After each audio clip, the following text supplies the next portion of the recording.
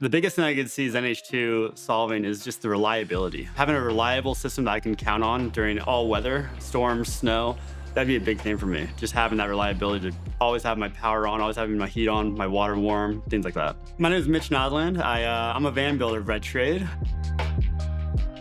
My sixth van now, so I've been doing it for about 6 years. I do 99% of the builds myself, and I can really design and take it exactly the way that I want. Kind of like a small motorhome, small RV. They're a shorter length, but that allows me to get into the smaller, tighter places, unlike the really big motorhomes. For my current power setup, I use 750 watts of solar panels, which is, I have a box fan, so it's a lot bigger of a roof. A lot of vans can't even hold 750 watts, so I got a little bit more power.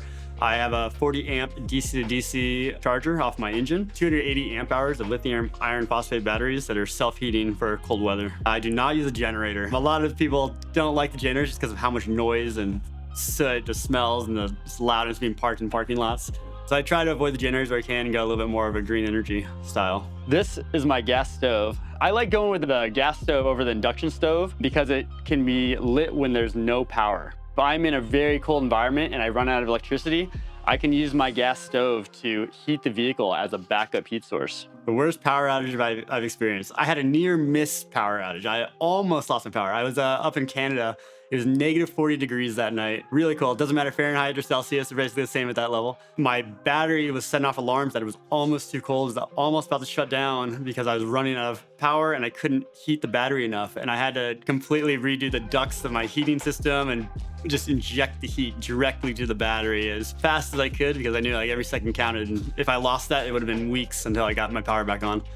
So a little nerve-wracking. Because of the clouds, there's only a certain number of days I can make my power last. If I have 100% in my battery and I have full cloud coverage, I'm still limited by my battery. If I'm coming out of the clouds, I need to charge my batteries, and maybe I only have 2 days to charge the batteries. On cloudy days, one of the first things I'm doing is checking my current battery level. I have a display on my van wall that shows my percentage of battery. Also checking the weather. Pretty soon I have to start conserving and rationing my power, what I'm using it for. Really making sure my necessities like lighting and heat will last for a week if it's stormy for a week, things like that. I have moved my RV before due to outage. I was parked in a mountain town and I was under a lot of trees and I realized I was running out of power. I had to move to a different parking lot with a better solar angle. I wasn't in the shade of trees and in the shade of mountains after a storm because I was already low on power from the storm already. I'm very excited about this product. I've been building vans for a long time and new products don't just come along.